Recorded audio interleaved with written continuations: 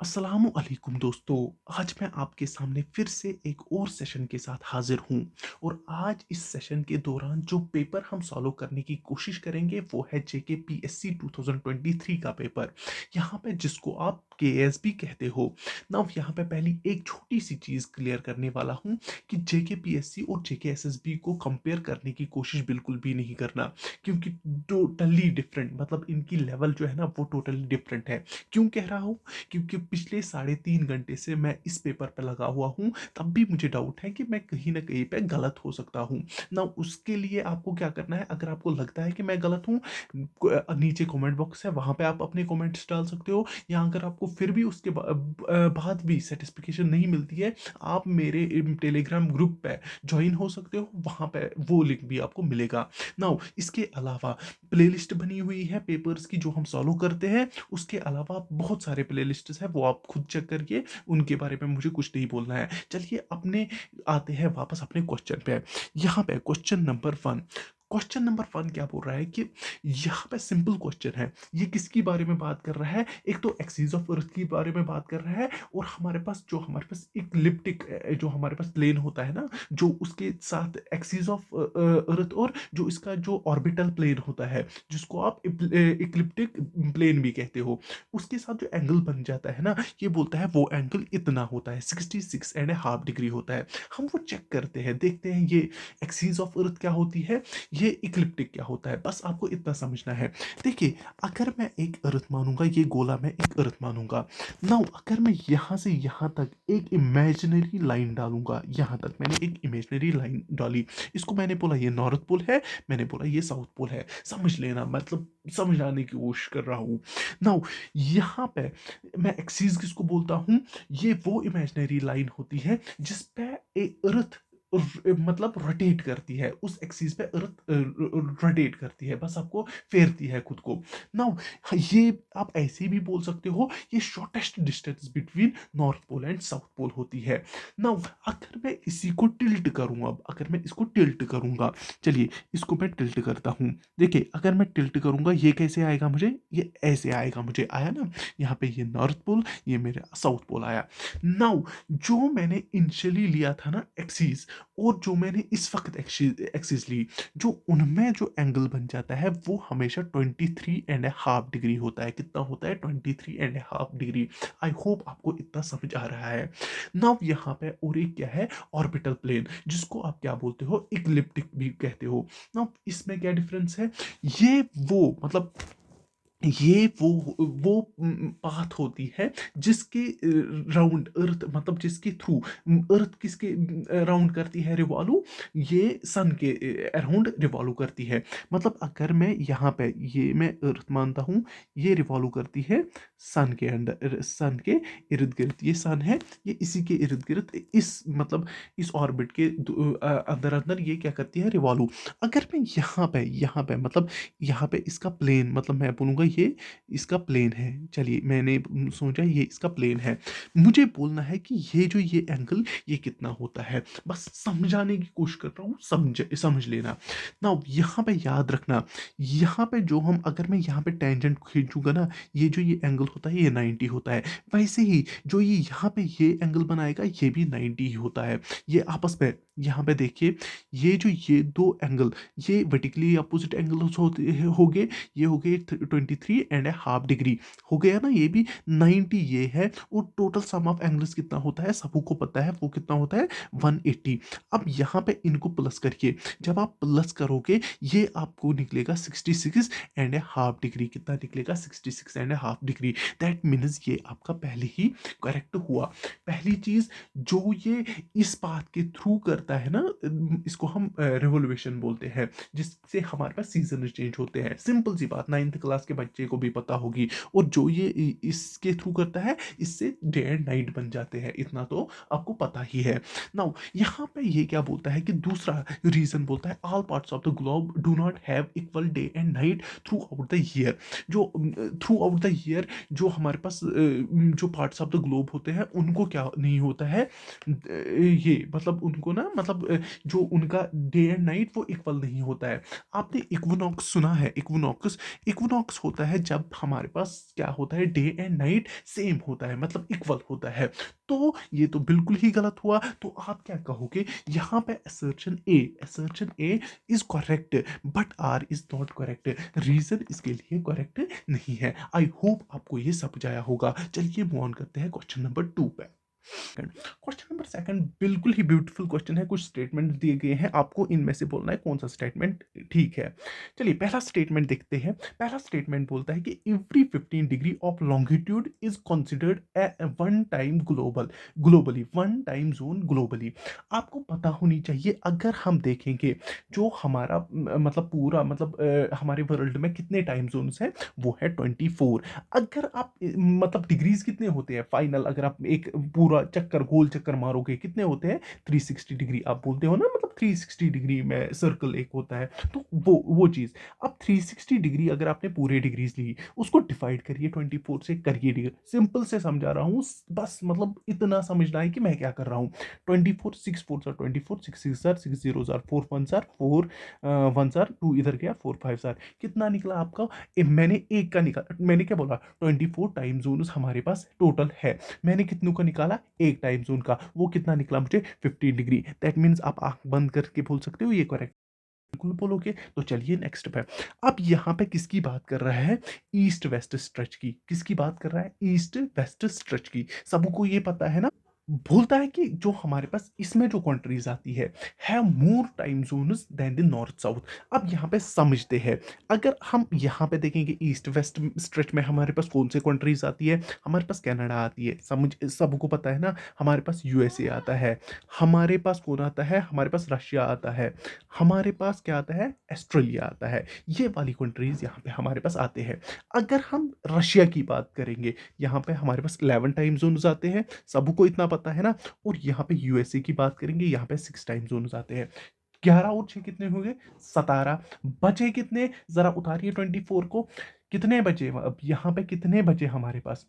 यहाँ पे 24 मैंने बोला ना टोटल है, तो 17 को 24 को 17 उतार के बचेंगे कितने? एक तो 3, और फिर और 3 और एक, कितने बच गए? जरा मुझे बोलिए। 7 बच गए। दैट मीन्स ये ही तो कंट्रीज हमारे पास क्या लेते हैं? ये 17। तो हम क्या बोलेंगे? यस, इट्स ऑब्वियसली ये करेक्ट है, क्योंकि यहाँ पे 17 हमारे पास यूएसए और रशिया में ही आ रहे हैं।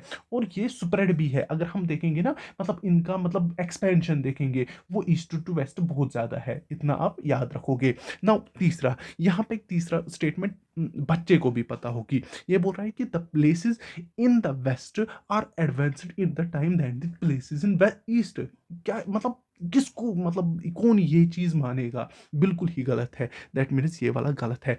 फॉर मैं इस क्वेश्चन का आंसर क्या बताता हूँ, इसका है 1 एंड 2। आई होप आप लोगों ने भी यही आंसर किया था। आई नो कि मतलब यहाँ पे हम इस वाले क्वेश्चन पे आते हैं। थोड़ा सा यहाँ पे मुझे डाउट रहा है क्वेश्चन में। अगर किसी को इससे सही आंसर है, वो यहाँ पे मुझे किधर पे डालेगा, कमेंट सेक्शन में ये बताएगा। तो चलिए फोन करते हैं क्वेश्चन पे। यहाँ पे पहली बात आती है हमारे पास एंडीज। एंडीज के बारे में। एंडीज पता ही है, माउंटेन है हमारे पास, माउंटेन रेंज है हमारे पास। कहाँ पे है? साउथ अमेरिका में। सबको पता है ना, ये चीजें सबको पता होगी। अब यहाँ पे इसका पीरियड ऑफ ऑरिजिन क्या है? सबको ये भी पता होती है, इसका पीरियड ऑफ ऑरिजिन कैनजोइक है। कैनजोइक है जब हमारे पास मतलब पेंजिया सुपर कॉन्टिनेंट था ना, जब उनकी फॉर्मेशन हुई थी, तब भी ये मतलब तब से ये है। तो दैट मीन्स ये जो ये है, ये हमारे पास टेरिटरी पे आता है। दैट मीन्स ये करेक्ट है। थोड़ा सा मतलब इनको खुद भी थोड़ा सा चेक करना, ताकि आपको भी सेटिस्फेक्शन मिले कि मैं सही आंसर पे जा रहा हूँ ना। यहाँ पे जो हमारे पास ग्रेट डिवाइडिंग रेंज है, ये किस में आई थी? कॉर्बन फ्यूरियस पीरियड में। कॉर्बन फ्यूरियस पीरियड में जब हमारे पास ऑस्ट्रेलियन ने किसके साथ कोलाइड किया था? जो अमेरिकन और न्यूजीलैंड प्लेट था उसके साथ किया था। दैट मीन्स ये इसमें से नहीं आएगा यहाँ पे। और ये जो ये है ना, ये वाला, यहाँ पे आपको और एक चीज याद रखनी है। जो हमारे पास कॉजोलन एरोपियन। अगर आपको बोला जाएगा, इसका मुझे पूरा पता नहीं है कि मतलब इसका जो हमारे पास पीरियड ऑफ ऑरिजिन था ना, वो मुझे पूरा मतलब सेटिस्फाई उस पर नहीं हूँ। बट तब भी मैंने अपने तरफ से रिसर्च की, जो मुझे वहां पे मिला वही मैं बोल रहा हूँ। ये हमारे पास कैलेडोनियन मतलब जब कैलेडोनियन पीरियड था उसी दौरान ये बनाया था। असल में ये इसके साथ मैच होता है। मैंने फिर से बोला कि इसको एक बार चेक कर लेना इस वाले क्वेश्चन को। यहाँ पे अगर अरावली अरावली इसको मैं सीधे से बोलता हूँ, ये हमारे पास कब बना था? प्री कैम्ब्रियन दौर में बनाया था। और आपको दो तीन चीजें इसके बारे में याद रखनी है, वो मैं जो हमारी अरावली रेंज है, याद रखना, ये हमारे पास नॉर्थ वेस्टर्न, याद रखना, north western part of India में लाई करता है, north western part of India में लाई करता है। और अगर बोला जाएगा स्ट्रेच कहाँ से कहाँ तक करता है, गुजरात से लेके कहाँ तक, दिल्ली तक। और मतलब कहाँ से, मतलब किसके थ्रू ये मतलब लाई करता है? एक तो राजस्थान, और इसमें ये फॉल करता है, राजस्थान और हरियाणा में ये फॉल करता है। और अगर आपको बोला जाएगा कि इसकी हाइट कितनी है, मतलब अगर इसकी हाइट कितनी है, वो है हमारे पास 722 मीटर है। और अगर आपको बोला जो हमारे पास इसमें जो हाईएस्ट पीक है, सॉरी हाईएस्ट पीक की बात मैं कर रहा हूं, जो हमारे पास इसमें गुरु शिखर है, गुरु शिखर है, उसकी जो हमारे पास हाइट है वो हमारे पास 722 मीटर है। कितनी है? 1722 मीटर इसकी हाइट है, किसकी? गुरु शिखर की। आई होप ये आपने ये याद रखा होगा, गुरु शिखर इसका क्या है? हाईएस्ट पॉइंट है। इतना आपने याद रखा। चलिए मूव ऑन करते हैं नेक्स्ट क्वेश्चन पे।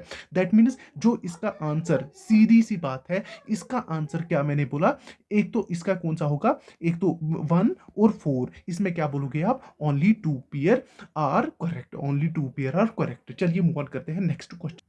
चलिए पहले आते हैं अपनी फैमिली पे। ये है आपकी और हमारी फैमिली। यहाँ पे आप आके प्लेलिस्ट्स को चेक करोगे। अगर आप जेकेएसएसबी के रिलेटेड मतलब कंटेंट, मतलब एमसीक्यूज ढूंढ रहे हो, आपको यहाँ पे बड़े ही स्पेसिफिक अंदाज से, मतलब डिटेलिंग के साथ आपको क्या मिलेंगे? एमसीक्यूज मिलेंगी, जिनको प्रैक्टिस करके आपको थोड़ा सा बूस्ट मिल जाएगा। नाउ यहाँ पे आपको पेपर्स भी मिलेगा, जिसको आके आप देख सकते हो और प्रैक्टिस कर सकते हो। फर्दर हम मूव ऑन करते हैं अपने क्वेश्चन पेपर पे। आप चाहिए तो सब्सक्राइब करिए अगर आपको अच्छा लगता है। चलिए देखिए इस क्वेश्चन की ओर। यहाँ पे आपको क्या दिया गया है? यहाँ पे आपको ड्रेनेज पैटर्न्स दिए गए हैं, नीचे उनकी डायग्राम्स दी गई है, आपको उनको करेक्ट ड्रेनेज पैटर्न के साथ मार्क करना है। तो चलिए यहाँ पे पहली ड्रेनेज पैटर्न क्या है? डेंडेरेटिक पैटर्न। वो पैटर्न क्या होता है समझना तो जरूरी है ना। अगर आपने माउंटेन्स में देखा होगा, जब एक रिवर फ्लो करता है, जब वो उधर से फ्लो करता है, आपने देखा होगा कि उसकी जो हमारे पास ट्रिब्यूटरीज होती है ना, वो एक दूसरे के साथ सेपरेट होती रहती है। ऐसे आपने लीव लीव देखा है, उसकी वेन्स देखी है, बीच में एक मतलब रिवर चल रहा होता है, लेकिन उसकी जो वेन्स ऐसे लगी हुई होती है, ये तो आपने देखा ही होगा। और ऐसे ऐसे ऐसे ऐसे ऐसे ऐसे ऐसे ऐसे होता है वो। आपको ये समझ आ रहा है? हाँ। ऐसे ही हमारे पास जब रिवर फ्लो करता है, थ्रू माउंटेन्स से फ्लो करता है, तो वो निकल जाता है, जहां से उसको जगह मिलती है वो वही पाथ इख्तियार करता है। तो जब वो ऐसा पैटर्न फॉलो करता है तो उसको हम बोलते हैं डेंडेरेटिक पैटर्न, हम उसको बोलते हैं। दैट मीन्स आपको कहाँ पे दिख रहा है? ए यहाँ पे दिख रहा है, ए का 1 आएगा, ए का 1 आएगा। चल जरा यहाँ पे देखते हैं, ए का 1 आना चाहिए। दैट मीन्स 3 3, यहाँ पे इलिमिनेशन खत्म, खेल। बोलिए इसको, चलिए COD, बाय बाय टाटा। यहाँ पे अब देखते हैं, यहाँ पे रेडियल रेडियल पैटर्न होता क्या है? आपने कभी वैल्कनिक इरप्शन देखा है? वैल्कनो में जब इरप्शन होता है, जब वो बैठ जाता है ना, मतलब डीप हो जाता है, मतलब बोलते हैं ना, अब वो डेड बन जाता है। अब वहां पे क्या होती है? डेप्थ हो जाता है, फिर उसमें क्या हो जाता है? पानी जमा हो जाता है ड्यू टू रेन वेन वगैरह, तो उसमें एक लेक बन जाता है।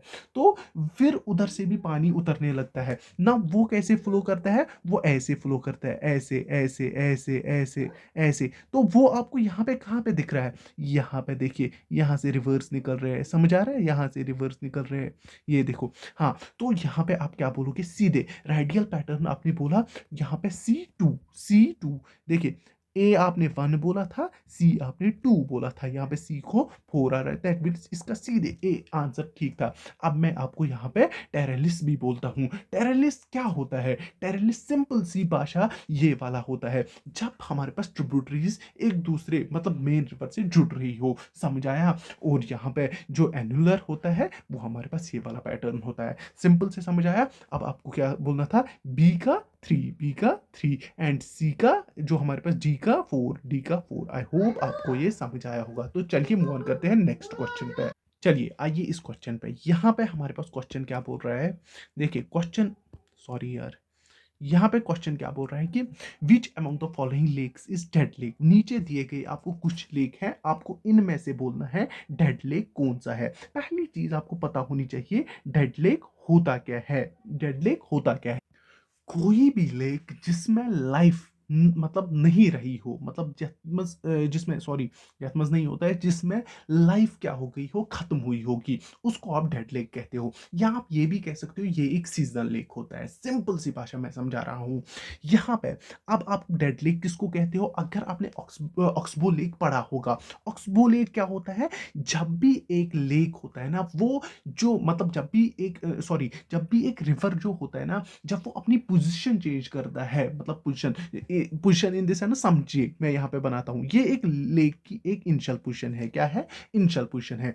अब इसने क्या किया, यहाँ पे इसमें क्या हो गया, डिपोजिशन हो गई, जो क्ले सिल्ट वगैरह बाकी चीजें जो ये अपने साथ लाता है, इसने वो इस मतलब यहाँ पे डिपॉजिट कर दी। और इसने जो पाथ अपनी स्टार्ट की वो अब यहाँ से की। ये कैसे बन गया, ये ऐसे बन गया, बन गया ना, ये ऐसे थोड़ा सा ऐसे लेक बन गया। नाउ ये जो ये लेक हो गया, ये इसके साथ अलग हो गया, इसको हम बोलते हैं ऑक्सबो लेक। क्या बोलते हैं, ऑक्सबो लेक। और जो हमारे पास ऑक्सबो लेक ही हमारे पास डेड लेक कहलाता है। आई होप आपने ये भी समझा होगा। चलिए मूव ऑन करते हैं नेक्स्ट क्वेश्चन पे। ये आप खुद समझ लेना, मुझे भी बोलना कि ये होते क्या है, बड़ा ही इजी है, डेफिनेशन आपको कहीं पे भी मिलेगी। चलिए चलिए आइए इस वाले क्वेश्चन पे। यहाँ पे किसकी बात की जा रही है, जो हमारे पास खुम्बू आइस फॉल है, खुम्बू आइस फॉल के बारे में बात की जा रही है। ये क्या पहला स्टेटमेंट इसका क्या बोल रहा है कि इट इज ए फेमस, ये क्या है हमारे पास, ये एक फेमस रूट है रीच टू माउंट एवरेस्ट। बिल्कुल सही है। अब ये मतलब कैसे सही है, अगर आपने मतलब जो हमारे पास क्लाइंबर्स होते हैं ना, जब वो साउदर्न रूट लेते हैं ना, तो या तो वो इस ट्रैक को लेते हैं जो हमारे पास खुम्बू आइस फॉल है, या तो वो इसको लेते हैं, या तो वो साउथ पोल को लेते हैं। दो में से एक बात को लेते हैं to reach on the mount Everest. ये आपको समझ आना चाहिए। नंबर 2 क्या बोलता है, this is more pronounced by क्या है, crevices which makes the region hazard prone. बिल्कुल, मतलब इसमें क्या होती है, अगर आप देखोगे ना, जो हमेशा जो ग्लेशियर होता है ना, वो शिफ्ट होता रहता है, जिसकी वजह से मतलब ये क्या बन जाता है, थोड़ा हैजार्डियस बन जाता है, क्योंकि इसकी जो हाइट है वो भी काफी ऊपर होती है। दैट मीन्स ये भी इसका करेक्ट आंसर है। आई होप आपको ये भी समझ आया होगा और आपने बोर्ड पे क्लिक किया होगा। तो चलिए मूव ऑन करते हैं नेक्स्ट क्वेश्चन पे। देखिए इस क्वेश्चन की ओर, यहाँ पे हमारे पास ओशन करंट्स दी गई है, हमें बस इनका फ्लो मतलब करेक्ट मैच दिखाना है। तो यहाँ पे हमारे पास ये तो आपको दिख रहा होगा, ये ए है, ये बी है, ये और ये सी है, और ये हमारे पास डी है। चलिए यहाँ पे इतना आपको पता होनी चाहिए, ओशन करंट सबको पता है ना, सबको पता होगी ओशन करंट्स क्या है, उसको मुझे इलाबोरेट करने की जरूरत नहीं है। अब इतना आपको पता होनी चाहिए, ये जो हमारे पास, ये हमारे पास नॉर्दर्न पैसिफिक ओशन है ना, नॉर्दर्न पैसिफिक है। नाउ यहाँ से अगर आपको कोई भी बोलेगा ये क्या है, हमारे पास नॉर्दर्न एटलांटिक है। इतना इतनी चीजें आपको पता होनी चाहिए। नाउ जो यहाँ पे ये इस एरिया में आती है ना, इस एरिया में इनको हम बोलते हैं, याद रखना, ओएशियो, ओएशियो करंट्स बोलते हैं। और ये जो यहाँ पे आपको दिख रही है ना, इनको हम क्या बोलते हैं, कुरुशियो, याद रखना, कुरुशियो करंट्स। ये जापान के इर्द गिर्द उठती है। और ये जो ये होती है हमारे पास, ये कोल्ड करंट्स होते हैं, और ये जो ये हमारे पास ये वार्म करंट्स होती है। समझ आया। नाउ आपको डी को क्या बोलना है, यहाँ पे देखिए, वन वन को क्या आएगा, वन को हमारे पास सी आएगा, वन को हमारे पास सी आएगा, वन को हमारे पास सी आएगा, वन वन को सी, वन को सी, दो जगह हमारे पास सी निकलता है, वन को सी। देखिए ये कैंसल, ये कैंसल, खत्म। चलिए अब यहाँ पे देखिए है वन को सी, वही मैंने बोला था ना, वन सेकेंड, सॉरी, चलिए आ गया इंच। वन को मैंने बोला था सी, इसको आएगा सी, और टू को क्या आएगा, डी, टू को आएगा डी, टू को आएगा डी। चलिए इसी से हम करते हैं, वन को सी, वन को सी, और 2 को डी। दैट मीन्स ये दोनों अभी चल रहे हैं। अब हम आते हैं यहाँ पे इस वाले जो हमारे पास नॉर्दर्न अटलांटिक पे है, और ये जो हमारे पास आता है ना ये वाला, इसको हम बोलते हैं कैनरी। याद रखना कैनरी, याद रखना कैनरी करंट्स बोलते हैं। अब यहाँ पे कैनरी 4, इसको क्या आएगा बी। जरा मुझे देखिए यहाँ पे बी कहाँ पे आता है, बी को 4, दैट मीन्स यही से ये अलहदा। इसका correct answer C. I hope आप लोगों ने भी यही किया होगा। चलिए मूव ऑन करते हैं नेक्स्ट क्वेश्चन पे। चलिए आइए इस क्वेश्चन पे, क्वेश्चन नंबर 8 है यहाँ पे। सॉरी यार, इसमें मसला हो रहा है आज, कुछ पता नहीं। चलिए आइए यहाँ पे चलिए यहाँ पे क्या है कि one each rainfall measured in, उसके रिलेटेड कुछ वन जो हम रेनफॉल को मेजर करते हैं ना, यहाँ पे आपको रेन वैल्यू पता होनी चाहिए। इसमें क्या होती है, एक तो हमारे पास क्या होता है, कंटेनर एक होता है और उसके अंदर एक ट्यूब जैसा होता है और एक फनल लगी हुई होती है, उसमें हम रेन को जमा करते हैं।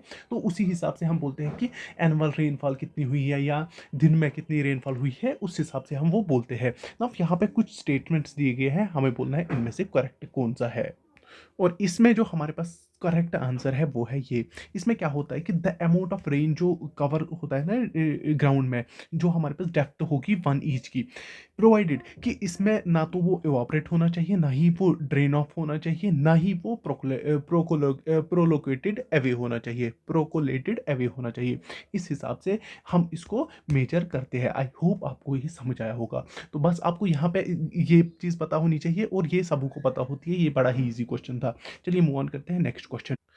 चलिए आइए इस वाले क्वेश्चन पे, बड़ा ही इजी क्वेश्चन है, मतलब ये मुझे लगा अभी तक जितने भी मैंने क्वेश्चन किए सबसे इजी है। और ये आप मुझे बोलोगे कमेंट सेक्शन में इसका आंसर क्या है। आई होप आप सारे ये कमेंट कर दोगे। तो चलिए मूव ऑन करते हैं नेक्स्ट क्वेश्चन पे। यहाँ पे देखिए, यहाँ पे क्या है, question number 10, which of the following pressure belt of the globe are dynamically formed. पहली चीज आपको पता होनी चाहिए, जो हमारे पास प्रेशर डिफरेंस होती है ना, वो दो तरह की, एक तो हाई होता है और लो प्रेशर सिस्टम होता है। और इनका काज जो होता है ना, वो भी दो मेजर काजेस होती है इसके लिए। एक तो हमारे पास थर्मल होता है, याद रखना, एक तो थर्मल होता है, एक तो हमारे पास डायनामिक होता है। हमारे पास पूछा क्या गया है, जो डायनामिकली फॉर्मड होते हैं। पहले हम थर्मल समझते हैं, थर्मल होता क्या है। थर्मल क्या होता है कि सिंपली ये क्या होता है, जब भी ईयर होता है ना, जब भी ईयर हीट अप होता है, जब भी ईयर हीटेड होता है, तो ये तो सबको ही पता होगी, ये क्या करेगा, खुद को ये एक्सपैंड करेगा। इससे क्या होता है, ये राइज किस तरह करता है, एज कन्वेंशन करंट। ये भी आपको कन्वेक्शन करंट आपको पता ही है ना, ये उसकी तरह राइज करता है। इसकी वजह से क्या होता है कि जो लो प्रेशर डेवलप हो जाता है, जब भी ईयर क्या हो गया, एक्सपैंड हो गया, तो प्रेशर क्या हो गया, प्रेशर कम हो गया, तो लो प्रेशर जनरेट हो गया। इतना तो समझ आया होगा। नाउ जब यही एयर कूल डाउन होता है, तो ये क्या हो जाता है, जरा सभी बोलिए ये क्या आपस में हो जाएगा, जब भी ये कूल हो जाएगा ये कॉन्ट्रैक्ट करेगा, मतलब एक्सपेंशन से ये वापस रिगेन करेगा अपनी पोजीशन। और इसकी वजह से लीड क्या होता है, हाई प्रेशर। आपको समझ आया होगा। नाउ हमारे पास क्या होता है कि इसकी एग्जाम्पल हमारे पास क्या होती है, जो हमारे पास इक्वेटोरियल लो होता है, इक्वेटोरियल लो होता है और पोलर हाई, ये हमारे पास एग्जाम्पल्स ऑफ थर्मल लो के, या आप बोलिए थर्मल हाई के, हमारे पास दो एग्जाम्पल्स है ना। यहाँ पे जो हमारे पास अब क्या है, डायनेमिकली फॉर्मड क्या होते हैं, डायनामिक ये वो प्रेशर बेल्ट होता है जो किससे फॉर्म होता है, जो डायनामिक कंट्रोल होता है। जो हमारे पास कोरियोलोसिस फोर्सेस होते हैं ना, जैसे जो फोर्सेस हमारे किसकी वजह से, फोर्सेस रोटेशन ऑफ अर्थ की वजह से होते हैं, या आप ये भी बोल सकते हो जो मूवमेंट ऑफ सन की वजह से होती है, तो उसको हम क्या बोलते हैं, डायनामिकली फॉर्मड। इस प्रेशर बेल्ट को क्या हम बोलते हैं, ये किसकी की वजह से होता है, ये डायनामिकली फॉर्मड होता है। और इसकी एग्जांपल्स हमारे पास क्या होती है, लो प्रेशर बेल्ट। याद रखना हमारे पास क्या होता है, एक तो जो हमारे पास सब ट्रॉपिकल हाई होता है और सब पोलर लो प्रेशर बेल्ट हमारे पास होता है, वो हमारे पास क्या है, ये वाला सब ट्रॉपिकल हाई प्रेशर बेल्ट और सब polar low pressure belt. I hope इतना भी आपको समझ आया होगा, मैंने समझाने की कोशिश की। तो चलिए इसका आंसर मार्क करते हैं, वो हमारे पास 2 और 3 है। और हम आते हैं क्वेश्चन नंबर 11 पे। देखिए, ये भी बिल्कुल ही ईज़ी क्वेश्चन है। मैं ये भी आप पे ही छोड़ देता, लेकिन आप बोलोगे क्या सारे क्वेश्चन हम पे ही छोड़ता हूँ, लेकिन मैं ये करता हूँ। देखिए, क्वेश्चन में क्या बोला गया? सवाना, सवाना जो हमारे पास ये एरिया है ना, ये होता है सिंपली आपने मतलब अगर आपने देखा हो ना, ये हमारे पास अफ्रीका में, नॉर्थ अमेरिका में, हमारे इंडिया में पाया जाता है। लैंड होता है, ग्रासी होता है, इसमें थोड़ी-सी डेज़र्ट भी हो जाती है। उसी को हम आप सर्च कर लेना सवाना लैंड, आपको दिख जाएगा बहुत सारे। वहाँ पे हमारे पास बहुत सारी वाइल्ड लाइफ होती है, तो आपको वो दिख जाएगा। नब ये क्या बोलता है कि इसमें क्या होती है, many savanna areas have poor lateritic soil, incapable. हाँ, जैसे ही मतलब पुअर लेटेरिटिक सॉइल, ये क्या बन जाता है कि हम इसमें गुड क्रॉप्स कल्टीवेट नहीं कर सकते हैं। यही बोलता है कि incapable for supporting intense cropping. Intense cropping क्या होती है? Modern way of farming. Simple से ऐसे याद रखो। दैट मीन्स ये इसका करेक्ट है। पहला वाला ए तो करेक्ट है। नाउ यहाँ पे क्या बोलता है कि जो टोरेंटल रेनफॉल, वहाँ पे टोरेंटल रेनफॉल ही होती है, बिल्कुल सही। एंड ड्राई सीजन रहता है, और ड्राई सीजन रहता है, लीड्स टू सॉइल लीचिंग। यहाँ पे समझना क्या है आपको? लीचिंग, लीचिंग क्या होती है? सिंपल सी भाषा में आपको लीचिंग का मैं बता देता हूँ। लीचिंग क्या होती है? जब आप वाटर को लूज करते हो, वाटर लीकेज को लीचिंग कहते हैं। आपने स्पॉन्ज देखी है? स्पॉन्ज, जब हम उसमें पानी डालते हैं ना, पहले वो एब्जॉर्ब करता है, जब उसने एब्जॉर्ब किया, हम और पानी डालते हैं, तो एक टाइम आता है वो उसकी जो एब्जॉर्ब करने की कैपेसिटी होती है ना, वो खत्म हो जाती है। फिर वो उस वाटर को लूज कर जाती है। वही यहाँ पे भी हो जाता है। और जो ये वाटर लूज हो जाता है ना, ये अपने साथ जो इसमें फर्टिलाइजर्स वगैरह, जो इसमें मतलब हमारे पास न्यूट्रिएंट्स होते हैं, वो अपने साथ वो बहा ले जाती है। तो इसकी वजह से क्या सॉइल क्या बन जाती है? इनफर्टाइल। और जो यहाँ पे सॉइल मॉइस्चर होता है, वो इसमें इवोपरेशन होता है, क्योंकि ड्राई सीजन होता है। मतलब इसमें मतलब क्या होता है कि सनलाइट ज्यादा पड़ जाती है, तो यू नो दैट। तब इन इन सवाना रीजन, तो इसके जो हमारे पास रीजन भी ठीक है, हमारे पास असर्चन भी ठीक है। आई होप इतना तो आपको समझ आया होगा। नाउ यहाँ पे अब एक और चीज मैं आपको बोलता हूँ, वो भी आप याद रखें। जो इसमें क्रॉप्स कल्टीवेट किए जाते हैं ना, वो है कॉफी। याद रखना, मैंने जनरल इंफॉर्मेशन के लिए बोला। ये शुगर केन, याद रखना, शुगर केन, इसमें कॉफी, शुगर केन और ग्राउंड नट्स, इन चीज़ों को मेनली कल्टीवेट किया जाता है। ये हमारे पास प्लांटेशन क्रॉप्स है, इनको हम यहाँ पे ये प्लांट मतलब इनको इनकी एग्रीकल्चर यहाँ पे ये करते हैं। आई होप आपको ये समझ आया। और अब आप ऐसे ही इसको क्या बोलोगे? A and R both are correct, R is correct reason for A. समझ आया? बिल्कुल ही समझ आया होगा। तो चलिए क्वेश्चन नंबर 12 पे। चलिए देखिए क्वेश्चन नंबर 12, बिल्कुल ही जैसे हमने क्वेश्चन नंबर जो हमारा 11 था, बिल्कुल ही सही वैसा ही क्वेश्चन है। इजी है, बहुत इजी है। देखिए क्या बोल रहा है कि जो हमारे पास annual temperature range of cold desert is larger than the hot desert. ये क्या बच्चे को भी पता हो कि वो लार्जर होता है किससे? हॉट डेजर्ट से होता है। ये आपको पता ही कोल्ड डेजर्ट क्या होती है और हॉट डेजर्ट क्या होती है, और टेम्परेचर रेंज ये कैसा रहता है ना। दूसरा यहाँ पे ये समझने की जरूरत है, जो इसका रीजन दिया गया है, ये क्या बोलता है कि जो हमारे पास continentality account for extreme range of temperature. अब ये यहाँ पे हमें क्या समझना है कि कॉन्टिनेंटल क्लाइमेट कहाँ पे फाउंड होता है? ये हमारे पास इनलैंड एरियाज में फाउंड होते हैं। और ये एरिया जो होते हैं ना, ये फार फ्रॉम द किससे होते हैं? ओशन से होते हैं। तो इन पे जो ओशन वाटर का जो हमारे पास इफेक्ट जो हमारे पास होता है ना, किसका? ओशन वाटर का, वो बहुत कम रहता है। ये आप इतना तो आपको समझ आया होगा। तो जिसकी वजह से इधर पे क्या हो जाती है? एक्सट्रीम वेदर कंडीशंस होती है। क्या होती है? एक्सट्रीम वेदर कंडीशंस, जो इनकी ये डिस्टेंस रहती है ना सी से, इसी की वजह से। सो ये भी ठीक है, ये भी ठीक है, और ये रीजन इसके लिए बिल्कुल ही सही है। इतना तो आपको समझ आया होगा। सो आप क्या कह सकते हो कि जो हमारे पास इसमें क्या है? एक सेकंड मुझे देखने दो। हाँ, इसमें आएगा A part. A and R both correct है। R is correct explanation for A. I hope आपको ये समझ आया होगा। यहाँ पे आइए, आर्टिफिशियल लेक पे आइए। आर्टिफिशियल लेक क्या होता है? समझ, ये पता है किसी को? सबू को। क्वेश्चन नंबर 13, सॉरी मैंने पढ़ा ही नहीं, पहले क्वेश्चन नंबर 13 है। अब आर्टिफिशियल लेक होता क्या है? Dam. Simple, dam. Artificial lake जो मैन बनाता है, डैम बना दी, वहां पे एक लेक क्रिएट हो गया, उसको हम बोलते हैं आर्टिफिशियल लेक। अब मुझे बोलिए आर्टिफिशियल लेक कौन कौन है और कहाँ पे है इंडिया में? जरा दिमाग लगाइए जल्दी जल्दी। पहले हम याद रखते हैं किसको? जैसमंद लेक को। जैसमंद लेक को, इसको आप दीबर लेक भी कहते हो, क्या कहते हो, दीबर लेक भी कहते हो। और अगर आपको बोला जाएगा ये कहाँ पे है, ये हमारे पास उदयपुर राजस्थान में है। कहाँ पे है, उदयपुर राजस्थान में। और इसको, ये हमारे पास second biggest fresh water lake of India है, second fresh water lake of India है। दूसरा आप याद क्या रखोगे, दूसरा आप याद रखोगे गोबिंद सागर। गोबिंद सागर, अगर आपको किसी ने भी बोला गोबिंद सागर कहाँ पे है, ये हमारे पास हिमाचल प्रदेश में है। और इसको कौन फेड करता है, सतलुज फेड करता है। मैं सारे के सारे बोलूंगा, आप याद रखना। इसके बाद अगर आपको किसी ने भी बोला, इसके बाद क्या याद रखोगे आप रखोगे चिंबागरम लेक है। और ये कहाँ पे है हमारे पास, ये है हमारे पास तमिलनाडु में। कहाँ पे, तमिलनाडु, चेन्नई में। ये भी आप याद रखोगे। और इसके बाद अगर आपको बोला जाएगा, इसके बाद क्या आता है हमारे पास, हमारे पास हुसैन हुसैन सागर लेक आता है। और ये कहाँ पे है हमारे पास, हैदराबाद में है हमारे पास। और अगर आपको बोला जाएगा इसको कौन फेड करता है, इसको मूसी रिवर फेड करता है। कौन करता है, मूसी रिवर फेड करता है। अब यहाँ पे हमारे पास क्या दिया गया है, हिमायत सागर। वही आप इसको भी हुसैन सागर को ही आप क्या कहते हो, हिमायत सागर। आई होप आपको इतना समझ, यही मुझे आपको समझा।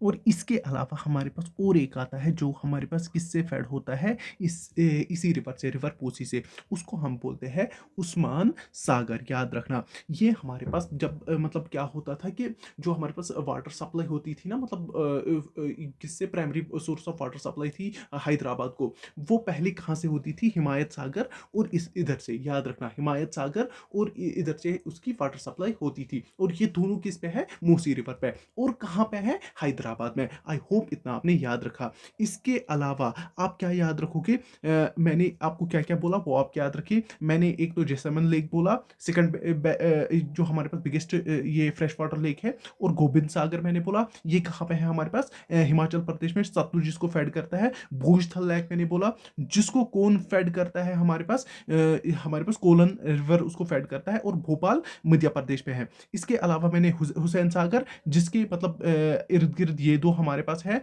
एक तो उस्मान सागर और हमारे पास हिमायत सागर। ये आपको समझ आया। और अब क्या बचा, पुष्कर लेक। पुष्कर लेक कहाँ पे है हमारे पास, राजस्थान में। और कहाँ पे है, अजमेर में। याद रखना, अजमेर डिस्ट्रिक्ट के अराउंड आता है हमारे पास। तो ये दो हमारे पास जो है, ये इसमें क्या आते हैं हमें, ये ही दो हमारे पास आते हैं इसमें आर्टिफिशियल लेक्स। आई होप ये आपने समझ लिया। और इसका जो करेक्ट आंसर था B, 1 and 2 only. I hope आपने भी यही मार्क किया होगा। चलिए मूव ऑन करते हैं नेक्स्ट क्वेश्चन पे।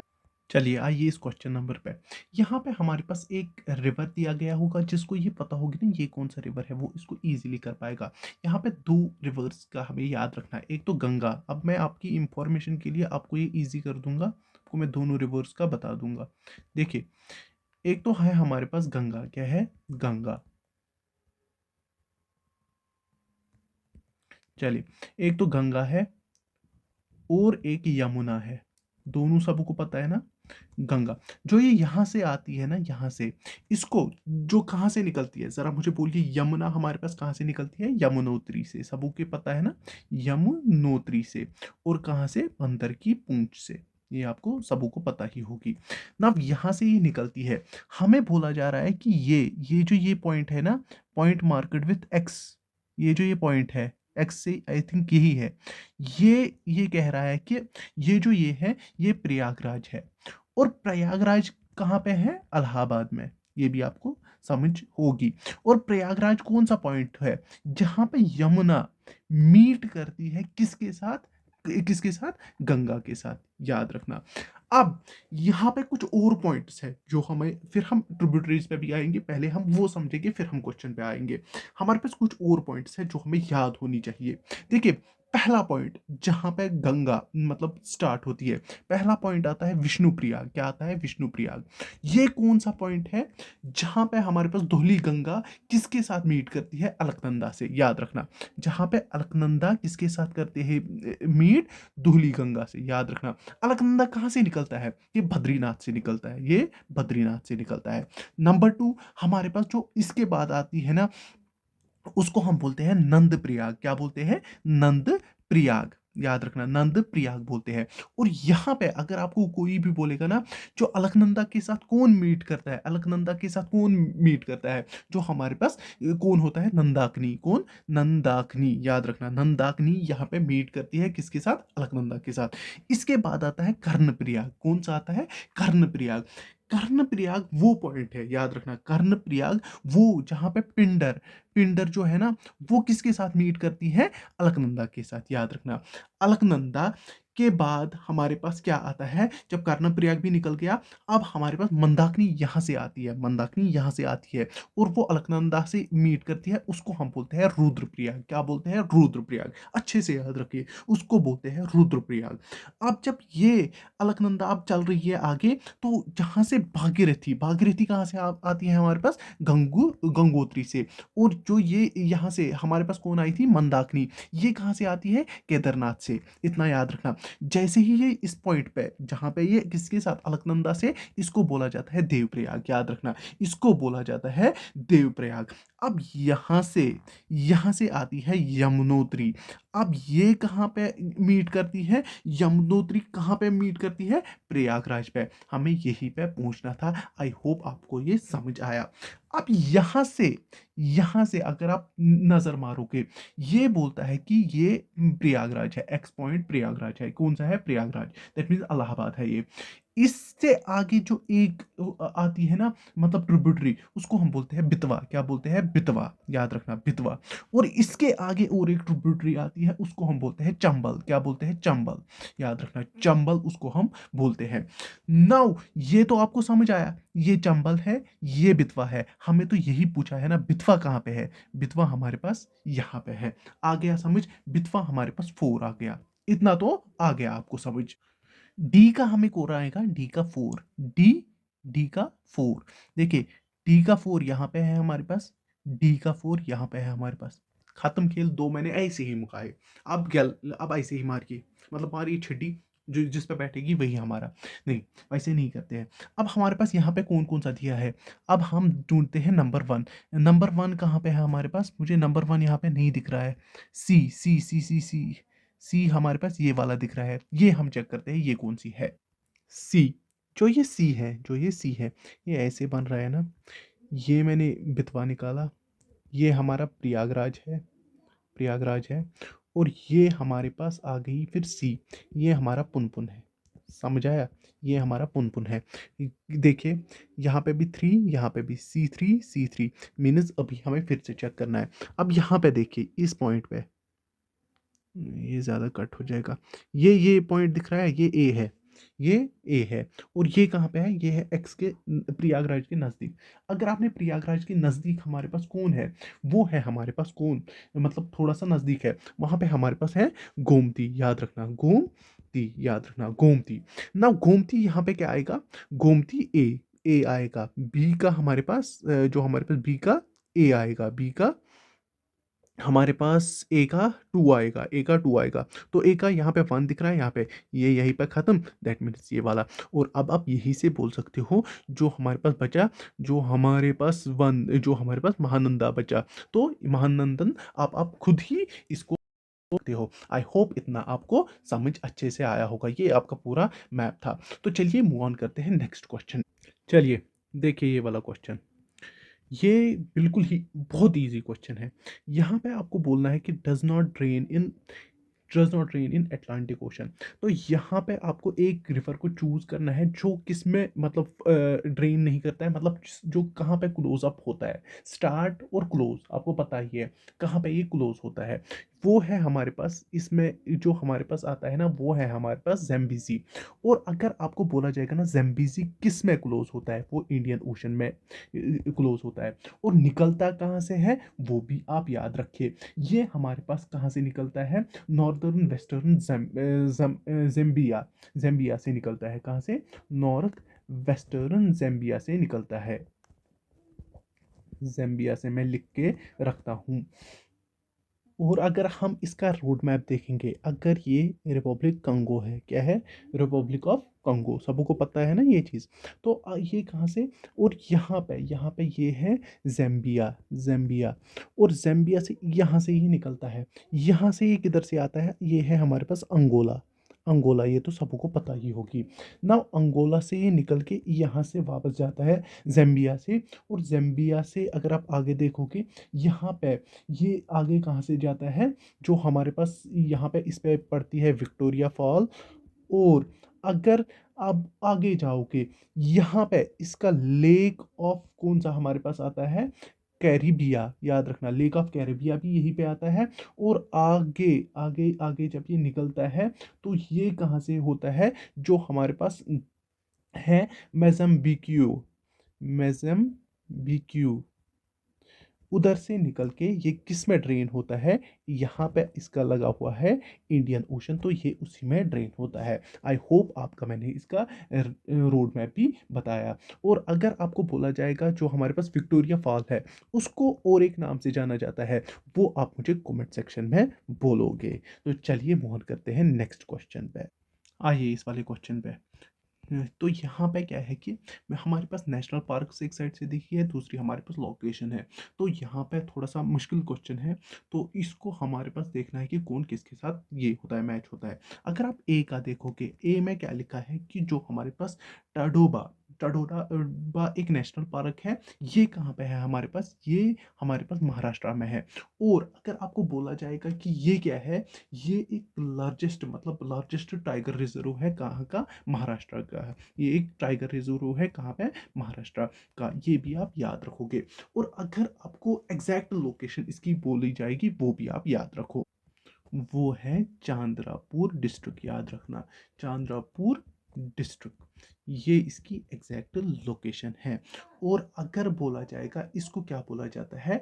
टाडोबा Andhari tiger reserve, Tadoba Andhari tiger reserve. I hope आपने ये याद रखा होगा। तो चलिए इसका अब दूसरा देखते हैं। पहले हम इसी से देखते हैं।